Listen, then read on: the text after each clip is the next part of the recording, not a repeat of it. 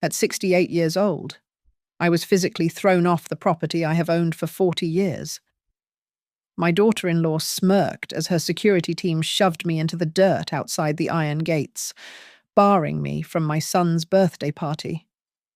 She believes she has finally discarded me like trash. What she does not know is that I still hold the keys to the kingdom, and I am about to burn it all down. My name is Eleanor May Calloway, and at 68 years of age, I was currently being dragged across the gravel driveway of Red Hollow Ranch by a private security guard who looked young enough to be my grandson. The sun was setting over the western ridge, casting long shadows across the dry earth. But I could barely focus on the beauty of the twilight. The grip on my upper arm was bruisingly tight. Behind me, the bass of electronic dance music thumped against my ribcage, vibrating through the soles of my boots. "Ma'am, I am going to ask you one last time to exit the premises peacefully." The guard grunted, his voice devoid of any local warmth. I dug my heels into the red dirt that I had walked on for 4 decades. "You do not understand." I gasped, trying to twist out of his hold. "I own this land. My name is on the deed. I built that house." He did not care. He shoved me forward, not violently enough to break bones, but with enough force to send me stumbling through the open iron gates. As I regained my balance, the heavy metal gates began to slide shut automatically. Through the narrowing gap, I saw the party in full swing. My son's 40th birthday looked nothing like a celebration, and everything like a nightclub exploded onto a pasture. Then I heard her voice. It floated over the PA system, sickly sweet and amplified to reach the heavens. "Everyone give it up for the birthday boy," Brianna shouted, her voice bubbling with performative joy. "So glad you could all make it. We wanted to keep tonight exclusive, just close friends, and the right vibe for the young crowd." The gate clicked shut with a finality that echoed in my chest. I rushed to the keypad mounted on the stone pillar, my fingers shaking as I pulled my keycard from my purse. This card had opened every gate on this property since we installed the system 10 years ago. I swiped it. A red light flashed. I swiped it again. Denied. "Open this gate," I screamed, pressing my face between the bars. The guard walked back toward me, his hand resting on his belt. "If you continue to cause a disturbance, Mrs. Calloway. Mrs. Brianna has instructed us to call the sheriff for trespassing. Please do not make me do that. Trespassing." The word felt like a physical slap. I fumbled for my phone to call Jacob, to demand he come down here and fire this man. The screen showed 0 bars. No service. A cold pit formed in my stomach. I tried to open my banking app to check my balance, thinking I could perhaps bribe the man to let me in. The app spun for a moment before flashing an error message: "User access suspended. Contact administrator." I stood there in the rising dust, paralyzed. My mind flashed back 40 years, to the day Daniel and I first stood on this exact hill. Back then, it was nothing but scrub brush and rocks. We had slept in a tent for 3 months while we built the first barn. We smelled like sawdust and honest sweat. Now, the air smelled of expensive perfume and catered shrimp. The barn we built was covered in LED strips, and strangers were taking selfies against the weathered wood my husband had cut with his own hands. Movement on the temporary stage caught my eye. Jacob was there. He looked handsome in his tailored suit, a drink in his hand. He looked toward the gate. Our eyes met across the distance of the lit driveway. For 1 second, I thought he would run to me. I thought he would stop the music. Instead, he looked away, He turned his back to me and let Brianna snake her arm around his waist. She whispered something in his ear, and he laughed. My knees gave out. I collapsed into the dirt outside the gate, the sharp gravel biting into my palms. It was not the physical pain that broke me. It was the realization that my son saw me as a nuisance to be managed, an eyesore to be removed from his perfect picture. You? You ungrateful. I whispered to the dirt, my voice cracking. Tears blurred my vision, but I refused to let them fall. I forced myself to stand up, dusting the red earth off my skirt. It had only been 1 year since Daniel died. How had they taken everything so fast? They thought I was just a senile old woman. They thought I would walk away into the dark and fade out. I watched a luxury bus turn off the main highway and head toward the gate, filled with more laughing guests. They looked through the tinted windows at the old woman standing alone by the roadside, probably wondering if I was a vagrant. I clenched my hands into fists. My nails dug into my palms until it hurt. You want a war? Brianna? I hissed, the sound lost under the music. I will give you a war. Headlights cut through the darkness from the opposite direction. A battered, rust-colored pickup truck slowed down and pulled onto the shoulder next to me. The engine sputtered and died. The window rolled down with a squeak, revealing a face lined with as many wrinkles as the canyons nearby. It was Calvin Hargrove, our neighbor from the north, a man who had known me since I was a bride. Eleanor, he called out, his voice rough with confusion. What in God's name are you doing out here in the dark? I looked at him, and then I looked back at the glowing lights of my stolen home. Tonight? I was thrown out of my own ranch, but also tonight, as I looked at the northern hills. I remembered a secret that Daniel had buried under the floorboards of the old horse barn. It was a secret Brianna did not know existed, and it was going to cost her everything.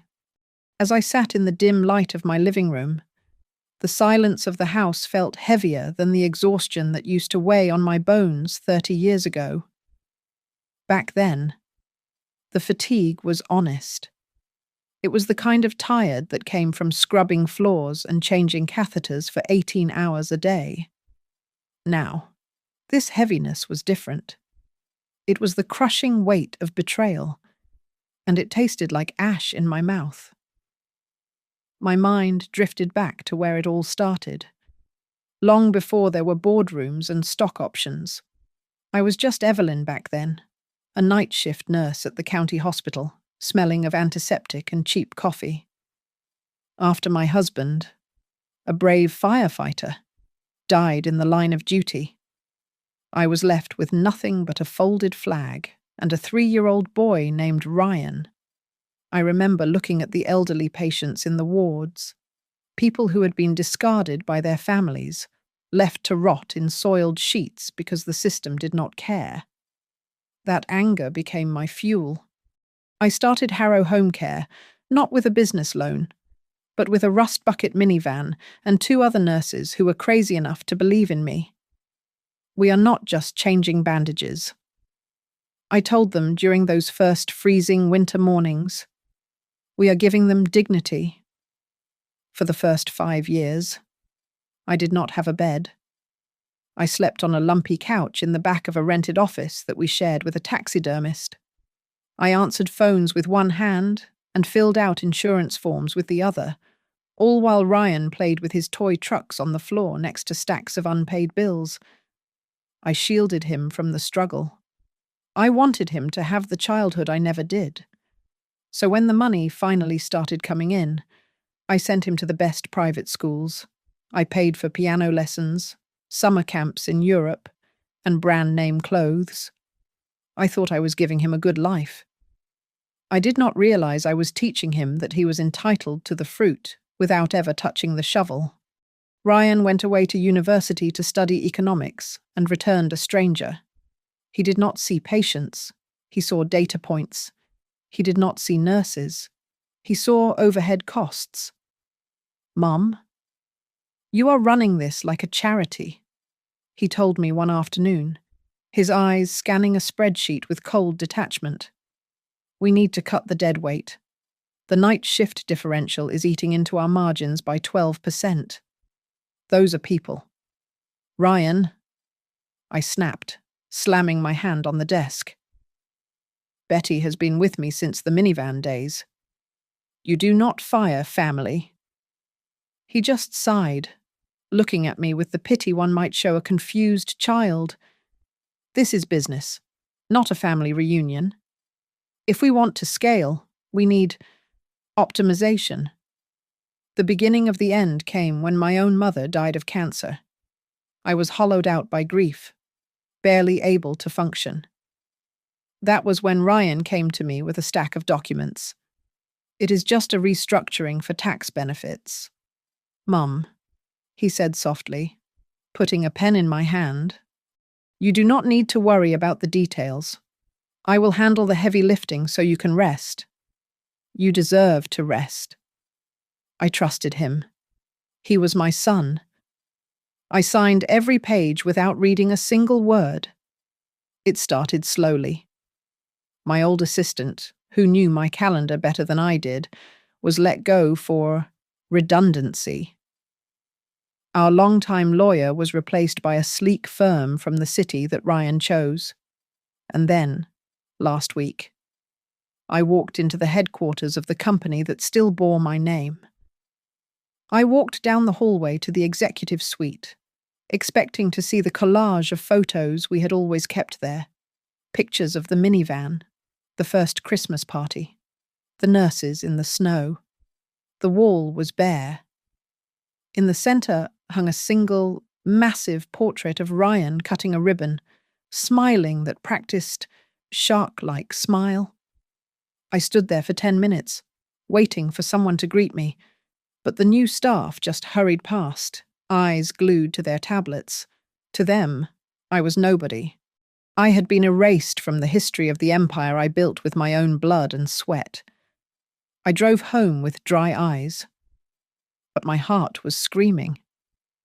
I looked at the photo of Ryan as a baby on my mantel, the one where he is clutching my finger with his tiny hand.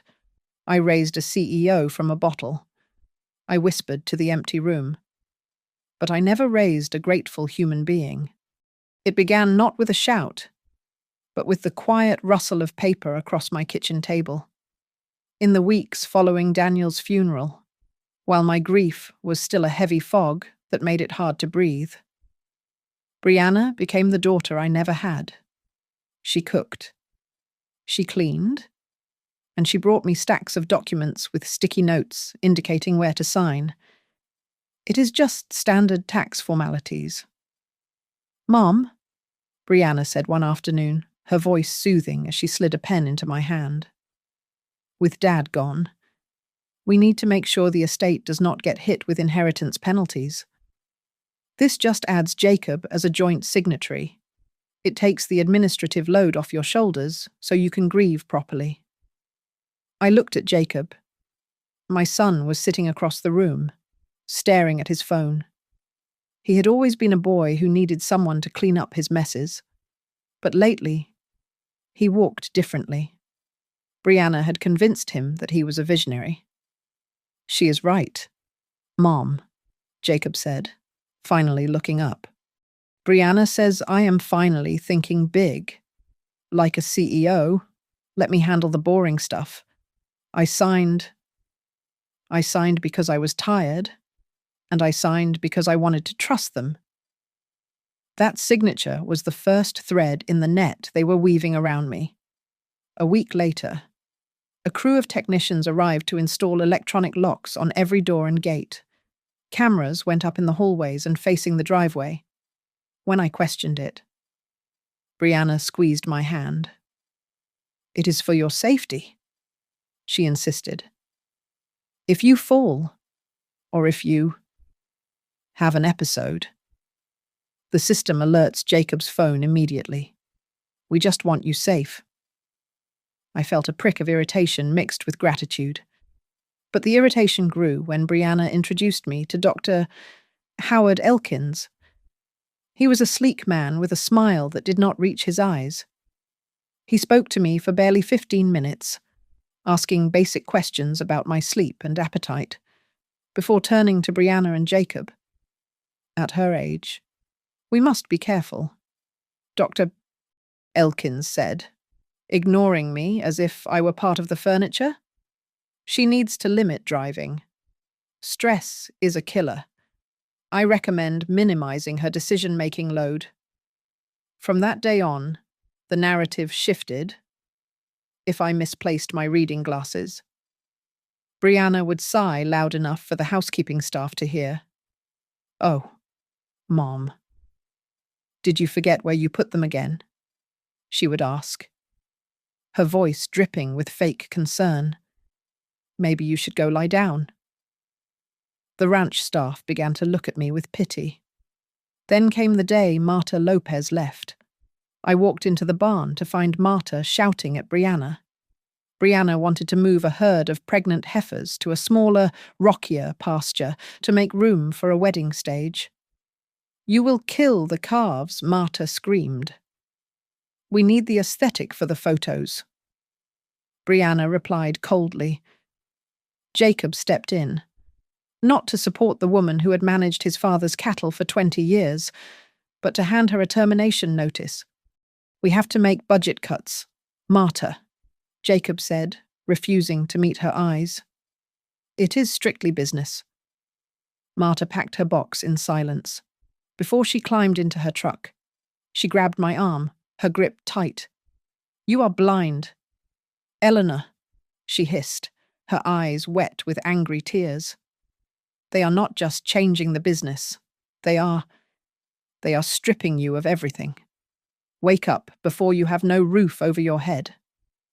I dismissed her words as anger, but the cold reality soon set in. I tried to log into the corporate email to check an order for feed, but my password was invalid. When I called the supplier, they told me they had already spoken to Mrs. Calloway, referring to Brianna. The final blow of that phase came on a Tuesday evening. I sat down to check my personal savings account. I wanted to send a small birthday check to a niece. I typed in my credentials. The screen loaded, and my heart stopped. The balance was nearly zero. I scrolled through the transaction history, my hands trembling. A single, massive transfer had moved almost every penny I had into something called the Calloway Family Trust. I clicked on the details. The trustees were listed as Jacob Calloway and Brianna Calloway. I walked to the window. Outside, workers were taking down the old Red Hollow Cattle Company sign. In its place, they were hoisting a sleek, modern board that read Red Hollow Events and Retreats. I stood alone by the fence, watching the new sign catch the last light of the day. The electric gate hummed, locking for the night. I felt the ground beneath my boots, the soil I had turned with my own hands, and for the first time, I realized I was not just retiring, I was being erased. I just did not know how deep the trap really went. The coffee in Calvin Hargrove's kitchen tasted like mud and burnt chicory, but it was the first warm thing I had felt in hours. I sat at his scarred oak table, my hands wrapped around the ceramic mug to stop them from shaking. The silence in his small log cabin was a stark contrast to the thumping bass that was likely still vibrating through the floorboards of my home 3 miles away. Calvin leaned against his counter, his face shadowed by the brim of his hat, which he had not taken off. He looked at me with a mixture of pity and anger. "I heard talk down at the feed store on Tuesday," Calvin said, his voice low and gravelly, like grinding stones. "Word is that a group called Desert Star Resorts has been sniffing around the valley. They are buying up foreclosure land. They want to turn our grazing pastures into golf courses and luxury spas. I felt a cold chill that had nothing to do with the night air. Desert star Brianna has been talking about modernizing, but she never mentioned selling. She cannot sell unless the deed holder signs, Calvin pointed out, taking a sip of his own coffee. And last I checked, Eleanor, that is still you. His words struck me like a physical blow. The deed, the ownership. Suddenly, a memory I had suppressed in the chaos of Daniel's death surfaced with crystal clarity. It was Daniel's voice, raspy from the hospital oxygen mask, whispering to me. The grey safe. L. In the north tack room, the one behind the shelves. I had been so consumed by grief that I had dismissed it as delirious rambling. I scrambled to open my purse, pulling out the folded copies of the papers Brianna had made me sign months ago. I smoothed them out on Calvin's table. I read them now, not with the eyes of a grieving widow, but with the eyes of a woman who had just been thrown into the dirt. There it was, buried in paragraph 42 of the Calloway Family Trust Agreement. In the event that the primary grantor is deemed incapacitated or mentally unfit by a certified physician, full power of attorney and asset liquidation rights transfer immediately to the co-trustees. Oh my God, I whispered, the paper crinkling under my grip. They do not need me to sell. They just need to prove I am crazy. Dr. Elkins, the missing keys, the gaslighting about my memory. It was not concern. It was a calculated construction of a legal narrative.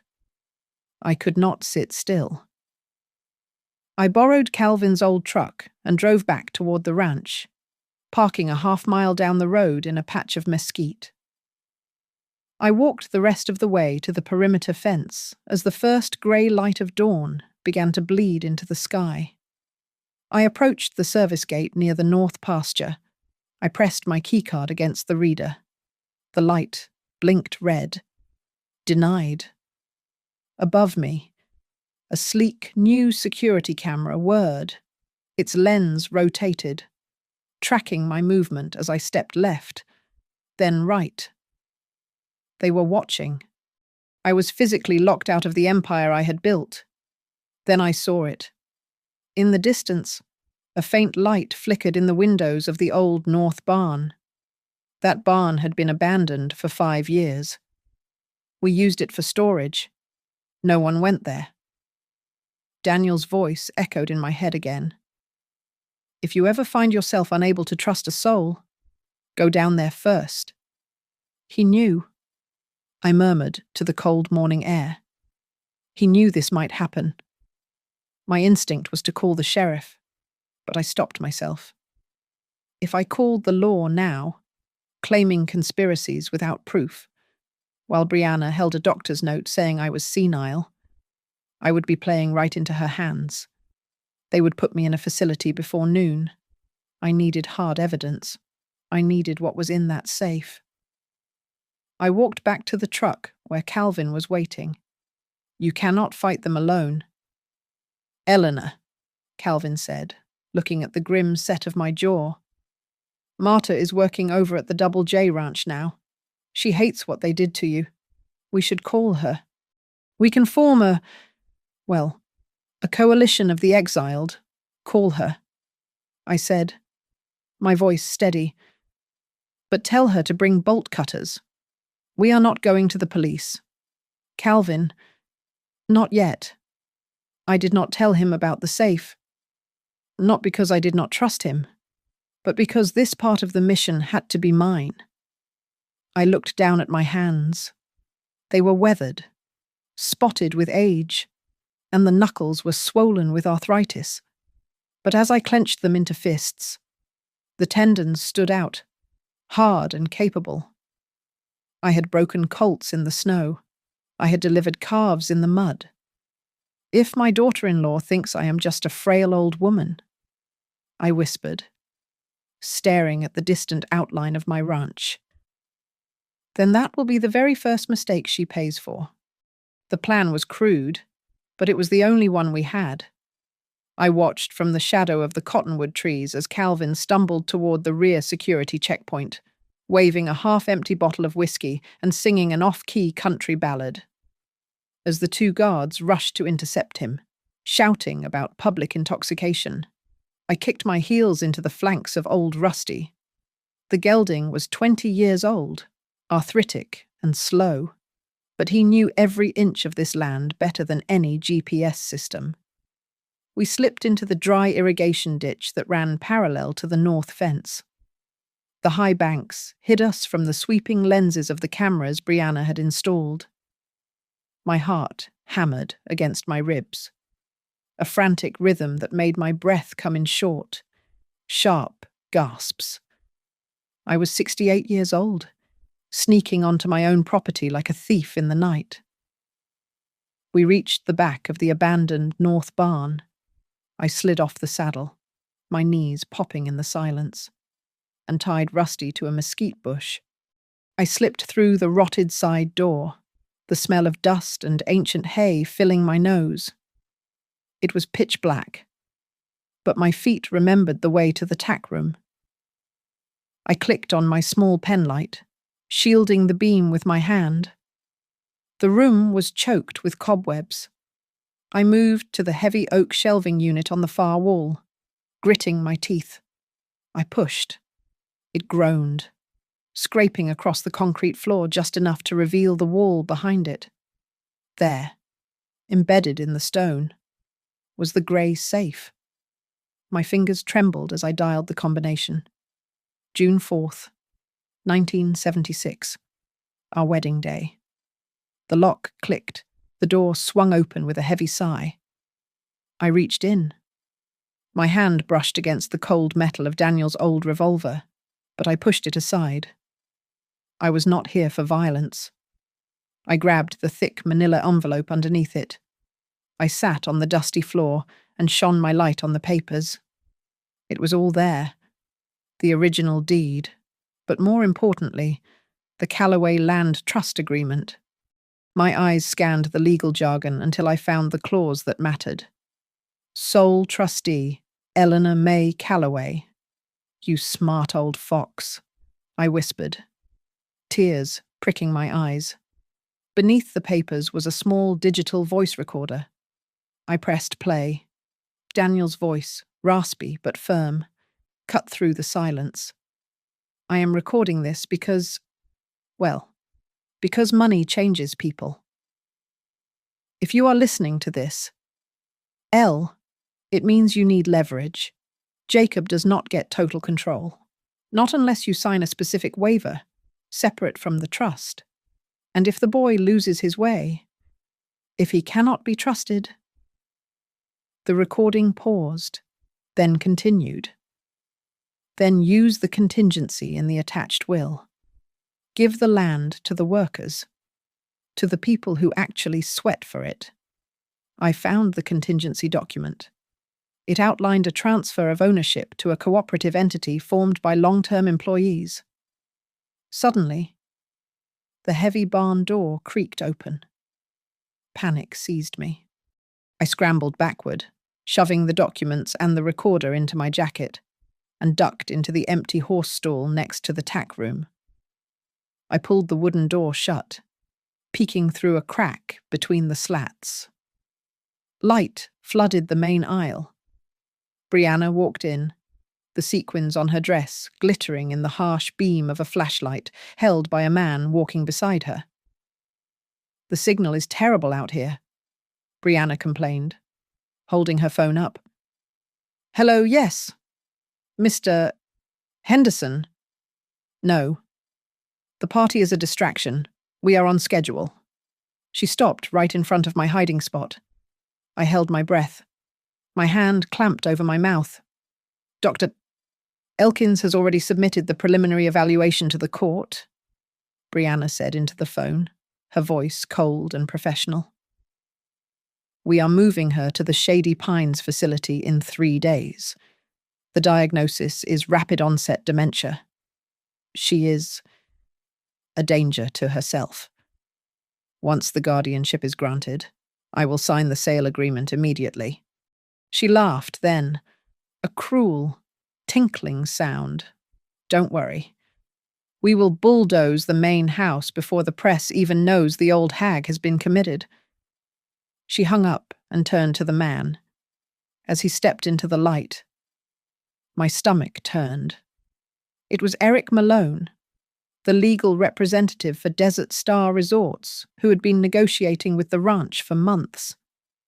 Did he sign the liability waiver? Eric asked, slipping his arms around Brianna's waist. Jacob signed everything I put in front of him. Brianna purred, leaning into him.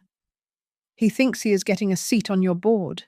He has no idea that, once the wire transfer hits, you and I are disappearing to the Caymans. Eric kissed her, a deep, passionate kiss that made bile rise in my throat. You are wicked, Eric murmured against her lips. I am efficient, she replied. I am not spending another winter in this dusty hellhole with a husband who smells like cow manure and a mother-in-law who refuses to die. I sank back into the shadows of the stall, clutching the papers to my chest. The betrayal was absolute. Not only was she stealing my home and locking me away in a nursing home to rot, but she was destroying my son. Jacob was a fool. Yes, but he was being played for the biggest fool of all. They left 10 minutes later, their laughter fading into the night. I waited until the silence returned before I slipped out. I shoved the evidence into my saddlebags and mounted Rusty. As we navigated the dry ditch back toward the hills, I looked back at the ranch one last time. You want to play the game of ghosts? Brianna? I whispered to the wind. Then I will be the ghost that haunts you until you have nothing left. I turned the horse toward the darkness. There was no going back now. Either I destroyed her, or I would end my days staring at a white wall in a facility, forgotten by the world. And I was not ready to be forgotten. I traded my silk blouses for polyester scrubs and my name for an alias. For the last 3 weeks, Eleanor Calloway ceased to exist in the public eye. In her place stood Nora Whitfield, a hunched-back cleaning lady living in a cramped 2-bedroom rental in Dry Creek with Marta. My first stop was the county records office. The fluorescent lights hummed overhead as I peered over the counter, adjusting the thick glasses I had bought at a pharmacy. The clerk, a sympathetic young woman named Sarah, slid a file toward me. I really should not show you this without a court order, Sarah whispered, looking around.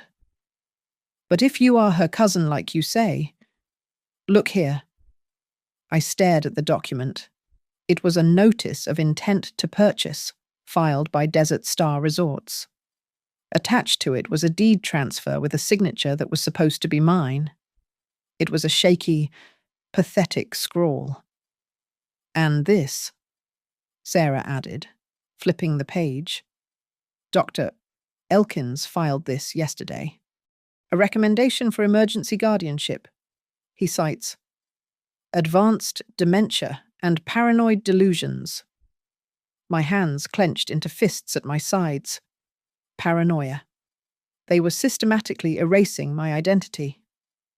That afternoon, Marta and I sat in a booth at a roadside diner, a small recorder hidden under a napkin. Across from us sat a nervous nurse from Dr. Elkins's clinic.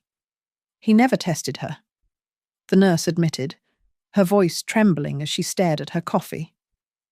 The paperwork was filled out 2 days before Mrs.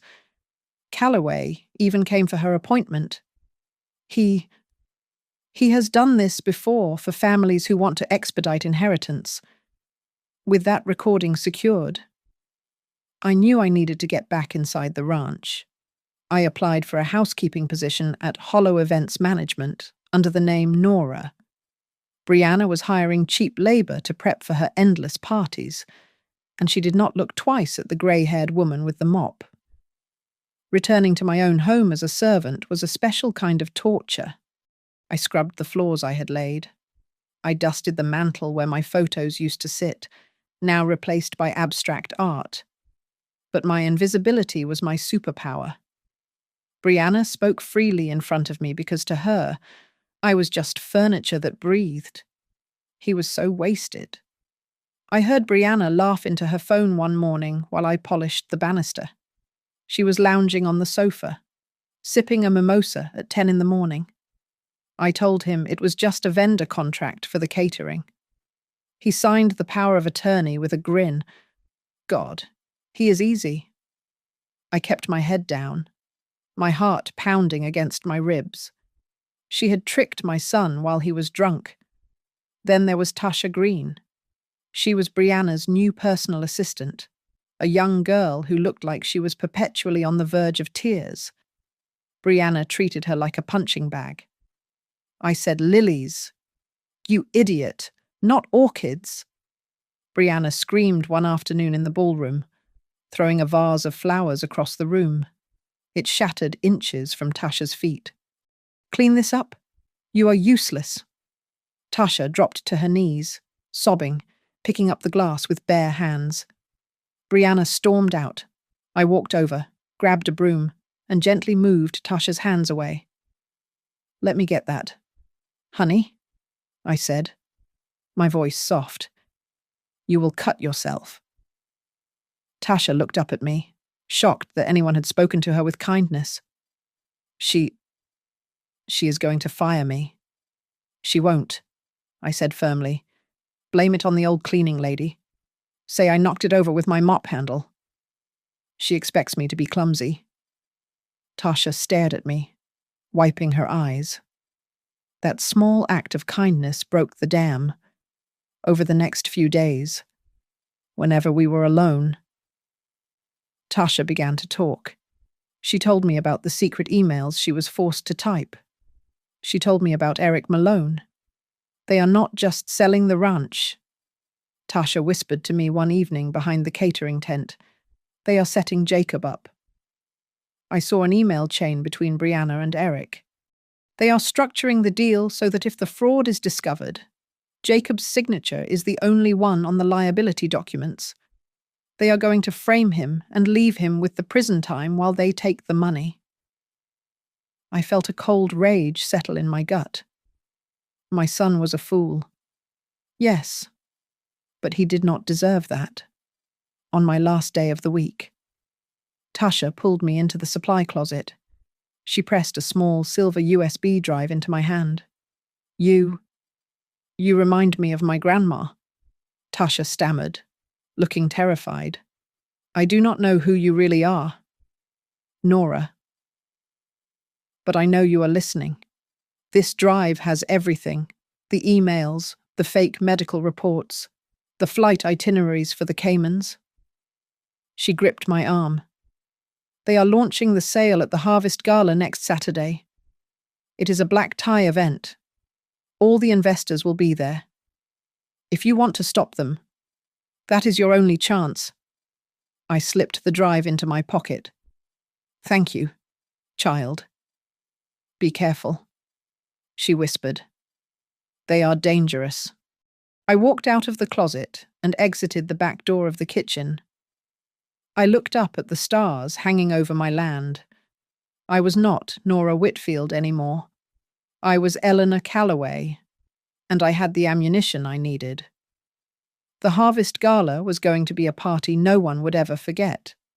The glow of the laptop screen was harsh against the dim light of the rented kitchen, illuminating the lines of exhaustion etched into my face. For hours, I had clung to the desperate hope that my son was merely a puppet, a foolish victim of a master manipulator. But as I scrolled through the documents Tasha had smuggled out, that hope withered and died. Jacob was not blind. He was a willing participant. I read the email again, my heart hammering a painful rhythm against my ribs. It was dated 3 months ago, sent from Jacob's private account to Brianna. We have to deal with her. Brianna. She is just a stubborn old woman who refuses to let go. She is blocking the upgrade our family deserves. If we have to declare her incompetent to get the deal done, then do it. I want that resort shares package. He had traded his mother for a 20% stake in a hotel chain and a cash payout of $2 million. He knew, I whispered, the betrayal tasting like bile in my throat. He knew about the nursing home. He knew about the lies. Marta sat across from me, her hands wrapped around a mug of tea. She looked at the email, then at me, her expression grim. He is my son. Marta, I said, my voice trembling. If I use this evidence, if I give this to the prosecutor, he goes down with her. How can I do that? Marta reached across the table and gripped my hand hard. You are not sending him to jail. Eleanor? He walked there himself when he signed those papers. You cannot save a man who does not want to be saved. The only thing you can save now is the land, the people who work it, and your own dignity. I knew she was right, but the mother in me needed one last chance to be wrong. I arranged to meet Jacob at the Rusty Spur, a dive bar on the edge of town where we used to eat greasy burgers after the rodeo when he was a boy. He arrived 10 minutes late, wearing a suit that cost more than the bartender made in a year. He looked out of place, nervous and defensive. He sat down, but did not order a drink. He would not even look me in the eye. Why are you doing this? Mom, he asked, his voice low and tight. Brianna told me you have been sneaking around. If you try to blow up this deal, the press will eat you alive. They will call you a crazy old woman who is greedy for control. Just go to the facility. It is a nice place. I slid a printed copy of his email across the scarred wooden table. I am not crazy, Jacob, and I am not senile. I know you sold me out for $2 million. He looked at the paper, and for a moment, I saw fear. But then, it hardened into something cold and ugly. He did not deny it. He leaned forward, his face twisting with years of resentment I had never seen. So what? Jacob hissed. You care about that dirt more than you ever cared about me. Dad died in that barn. You spent every birthday I had worrying about cattle prices instead of me. You chose the land over your son since I was 5 years old. I am just taking back what you owe me. I built that ranch for you, I said, my voice barely a whisper. Everything I did was for you. No, he spat back. You did it for the legacy. Well, I am building my own legacy now. He took a breath, his eyes darting around the room before landing on mine with a calculated intensity. Brianna is pregnant. Mom, he said. The world stopped for a second. A grandchild. The one thing I had prayed for. She is pregnant, he repeated, seeing the shock on my face. That is why I am doing this. I need to think big for the future. I will not let my kid grow up stuck in this nowhere town, smelling like cow manure and struggling to pay bills like we did. I am doing this for my family. So do not take this away from me. He was using his unborn child as a shield for his greed. He was manipulating me, just as his wife had taught him. I stood up, my legs feeling heavy as lead. I looked at the man who used to be my little boy, and I realized he was gone. You are not doing this for your family, Jacob, I said, my voice steady despite the tears burning my eyes. You are doing it because you are weak. I walked out of the bar, leaving him alone with his justifications. The night air was cold, but it felt clean compared to the suffocating atmosphere inside. I drove back to Calvin's cabin in silence, the image of the closing electronic gate playing over and over in my mind. I sat on the porch steps, looking up at the vast, star-strewn sky. The conflict that had torn me apart for days finally settled into a cold, hard resolve. If I have to choose between shielding a son who chose to betray me and protecting the people he plans to destroy, I said aloud to the darkness, I will choose the second option. And for the first time in my life, I am choosing me. The office of Laverne Porter smelled of old law books and peppermint tea. Laverne had been Daniel's attorney for 30 years, a formidable woman with steel-grey hair and a mind sharper than a branding iron. She adjusted her spectacles and peered at the documents I had retrieved from the safe, her silence stretching out until I felt the urge to scream. Finally. She looked up, a slow, predatory smile spreading across her face. They made a mistake. Eleanor? Laverne said, tapping a thick finger on the parchment. A $2 million mistake? What do you mean? I asked, leaning forward in the leather chair. The trust Brianna set up. It covers liquid assets and stock options, Laverne explained, her voice crisp and professional. But this document, the Callaway Land Trust, specifically locks the land itself into a separate entity. Unless you signed a deed transfer after the trust was formed, which you did not. Jacob has no authority to sell the dirt under his feet. He can sell the cows, he can sell the tractors, but he cannot sell the ranch. I let out a breath I felt like I had been holding for a month. So we stop them. We do not just stop them, Laverne said, pulling a fresh legal pad toward her. We bury them, but we have to be smart. If we file an injunction now, they will claim it is a clerical error and tie us up in court while they bulldoze your house. We need to let them walk into the trap.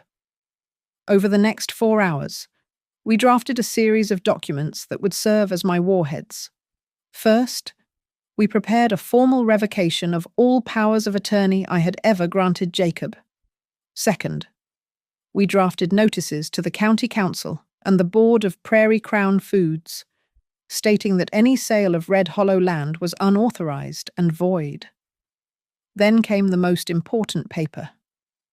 I picked up the pen, my hand steady. This was a document transferring the future ownership of the land into the Red Hollow Farmers Cooperative, an entity owned by Marta and the long-term staff. I signed it. But we left the date blank. It was my fail-safe. If I went down, the land would go to the people who loved it, not the son who sold it. I will handle the district attorney, Laverne said, stacking the files. I will show him the emails Tasha found. We will frame it as a preliminary inquiry into financial fraud and elder abuse. He will be interested, especially given the election year. But we will keep your name out of it until the last second. The next phase of the plan relied on Tasha. I met her behind the loading dock of the local supermarket. Her hands were shaking as I handed her a small flash drive containing a mirroring program Laverne's IT specialist had provided. Plug this into Brianna's laptop when she is in the shower, I instructed her. It will copy every new email and contract draft directly to Laverne's secure server. She screams at me if I even touch her desk. Tasha stammered, looking over her shoulder. You can do this? I said, gripping her shoulder. Do it for every time she called you useless. 2 days later, the data started flowing. We watched in real time as Brianna finalized the plans for the Harvest Gala. It was to be the social event of the season, hosted right on the ranch. The guest list included the entire county council. the executives from Desert Star, and the press. It was the perfect stage for her victory lap. She plans to announce the sale at 8 o'clock. Laverne told me over the phone, reading the schedule Brianna had just emailed to Eric. Right after the fireworks. No, I said, looking at the layout of the audio-visual booth Tasha had sent me. She will not get to the fireworks. I spent the next week coordinating with the district attorney. Laverne had convinced him and Sheriff Miller to attend the gala as guests of honor, promising them a front-row seat to a crime in progress. They thought they were there for a potential arrest based on paperwork. They did not know I was planning a show. I contacted an old friend who ran the lighting company hired for the event. He owed Daniel a favor from 20 years ago. For the price of a bottle of whiskey and a clear conscience, he gave me the access codes to the main projector system. The night before the gala, the ranch was buzzing with activity. Delivery trucks rumbled down the driveway I was banned from. I stood in the darkness by the northern fence line, the cool wind whipping my hair across my face. I reached through the barbed wire and pressed my palm against the rough, dry earth. It felt like a pulse beating under my hand. I was not just fighting for a piece of property.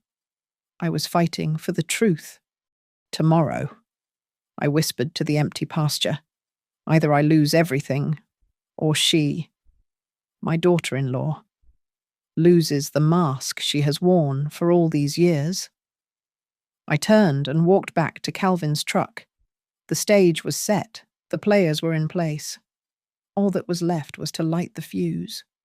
The air in the grand tent smelled of imported orchids and roasted duck, a scent so rich it made me nauseous.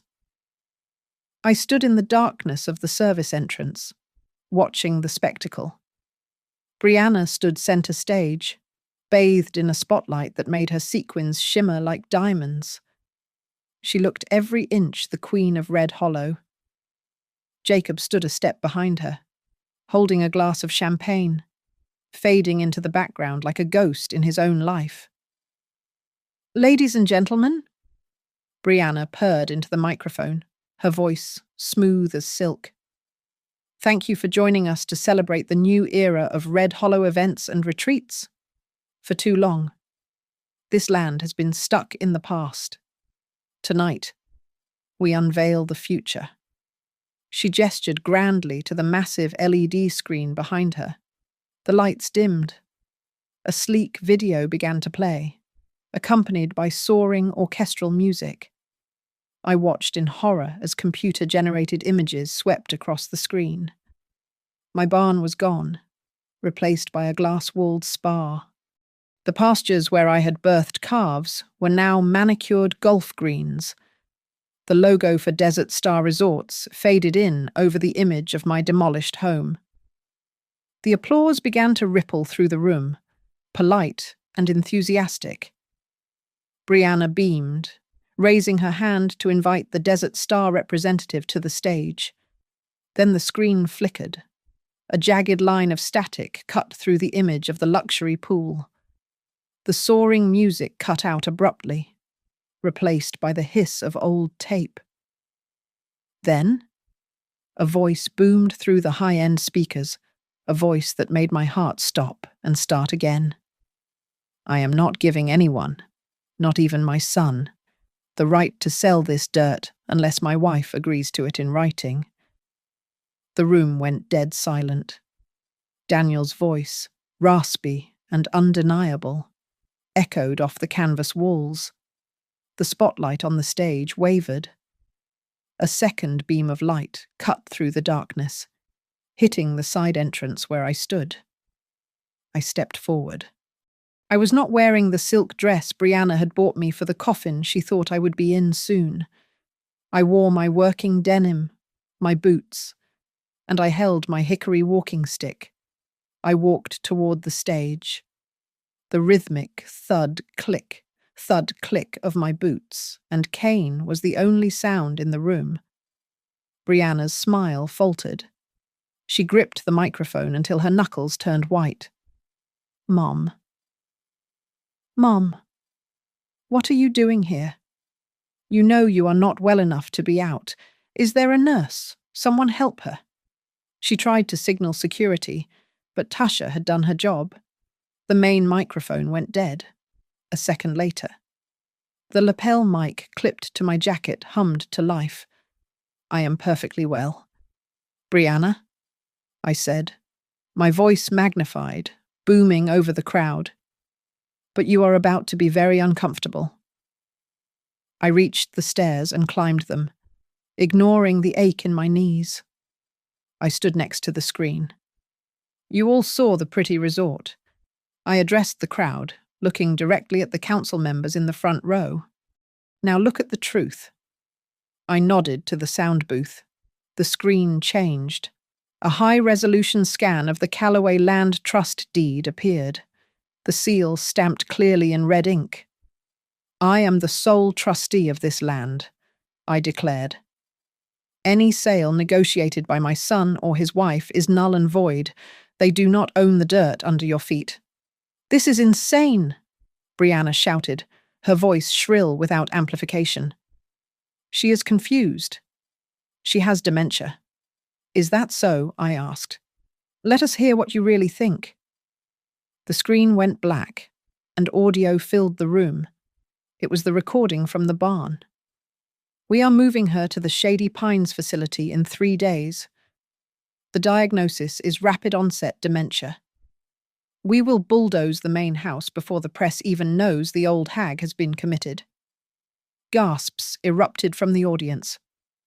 Brianna froze, her face draining of colour. I saw the Desert Star representative, a man in a grey suit, quietly step away from the stage stairs, vanishing into the shadows. Jacob looked at his wife, his eyes wide with shock. Brianna, you said it was for her safety. You said the doctors. Shut up. Jacob, Brianna hissed, forgetting the audience. She played you, son, I said, turning to him. But do not think you are innocent. I signaled the booth again. The email from Jacob popped up on the screen, magnified 10 feet tall. She is just a stubborn old woman, a blocked view. If we have to declare her incompetent to get the deal done, then do it. I want that resort shares package. The shock in the room turned to disgust. I saw the sheriff stand up from his table. Jacob stared at the screen, reading his own words, then looked at me. He opened his mouth, but no sound came out. He looked small. You wanted to bury me, I said to them both.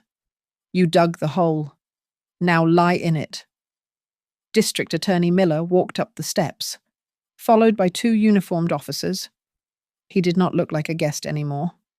Brianna Callaway, Miller said, his voice projecting clearly. I have a warrant for your arrest on charges of wire fraud, conspiracy to commit elder abuse, and forgery of medical documents. Eric Malone is being detained at the exit as we speak. Brianna looked around wildly. Her mask of perfection shattered. She saw the handcuffs. She saw the cameras flashing. Panic took over. She shoved Jacob into the officers and tried to bolt toward the back of the stage. Get off me, she screamed. You cannot do this. I am pregnant. A female officer blocked her path, grabbing her wrist and spinning her around. The click of the handcuffs was louder than the applause had been. You have the right to remain silent, the officer recited. I stood center stage, leaning on my cane, watching the woman who tried to erase me being dragged away in front of the entire town. I looked at Jacob, who was standing alone, tears streaming down his face as he looked at his hands. Mom. He choked out. I didn't know. About the nursing home. But you knew about the rest, I said coldly. The party was over. The war was won. But as I looked at the wreckage of my family, I felt no joy. just the cold, hard satisfaction of survival. The chaos in the tent was deafening, but the only sound I could hear was the ragged breathing of my son. Jacob fell to his knees on the polished dance floor, gripping the hem of my denim jacket. His face was a mask of terror, the arrogance of the CEO completely washed away by the reality of handcuffs. "Mom, please, you have to stop this." Jacob sobbed, his voice cracking. "Do not let me be dragged down with her. I am your son." My heart twisted in my chest, threatening to shatter. Every instinct I possessed as a mother screamed at me to shield him, to call the lawyers, to fix it one last time. But I looked at the screen where his own words still glowed, selling me out for a payout. "I did not drag you here. Jacob," I said, my voice trembling but firm. "You dragged yourself into this. From the very first email you sent to your wife." District Attorney Miller stepped forward, looking down at Jacob with a professional detachment. "Mr. Calloway, the evidence suggests you were a co-conspirator, but your level of involvement appears secondary." Miller stated loudly enough for the press to hear. "If you cooperate fully and testify against Brianna Calloway and the Desert Star Corporation, the court may consider a plea deal for probation." Jacob looked up at me, his eyes begging for me to intervene, to use my influence to make it all go away. I shook my head slowly. "I will not intervene. Jacob, I will not pay for your lawyers. For the first time in your life, you are going to face the consequences of your own choices alone." 2 officers began to escort Brianna past the stage. Her makeup was smeared, and her expensive dress was twisted, but her eyes were still full of venom. She leaned in as she passed me, her voice a low hiss. "You will regret this," she spat. "The news will say you are a monster who put her pregnant daughter-in-law in a cage." I looked her dead in the eye. "You threw that unborn child into this power game. Brianna, not me." As the police cars flashed their lights and rolled down the driveway, the stunned silence of the remaining guests finally broke. The representatives from Desert Star had vanished. The county council members looked at me with a mixture of fear and newfound respect. I saw Marta and the old ranch hands walking toward the stage. They had been standing at the back, invisible to Brianna. But now they stepped into the light. Some were crying. I tapped the microphone one last time. "I have one final announcement," I said, turning to the representative from Prairie Crown Foods. "Tonight, I am activating the contingency clause in the Callaway Land Trust, effective immediately. The ownership of this land is transferring to the Red Hollow Farmers Cooperative." I gestured to Marta and the cowboys. "These are the people who bleed for this soil." I continued. "They are the owners now. I will remain only as an honorary advisor." Jacob, who had been sitting on a folding chair near the exit under police supervision, stood up. His face went red with shock and rage. "You cannot do that!" he screamed. "That is my inheritance. You are stealing my future. You are stealing the future of my child." "You sold that future," I replied, my voice calm and final.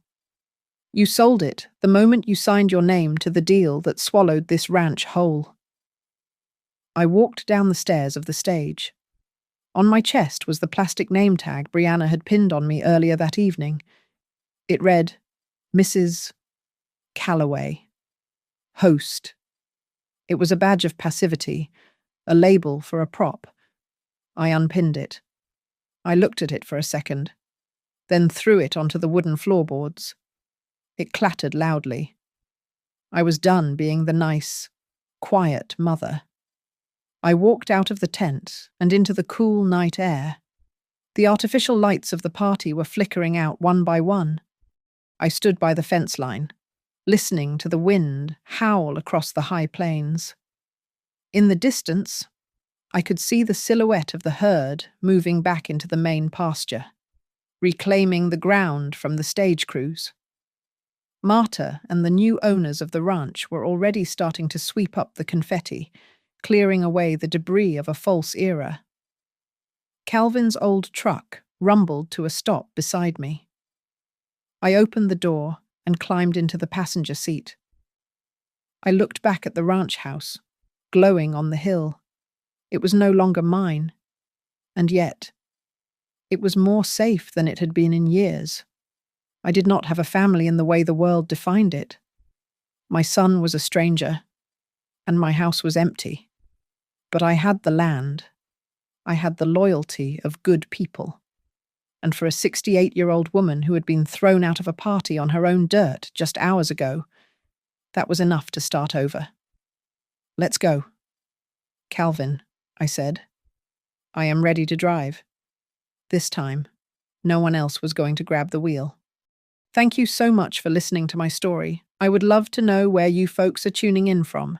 So please drop a comment below and let me know your city or country.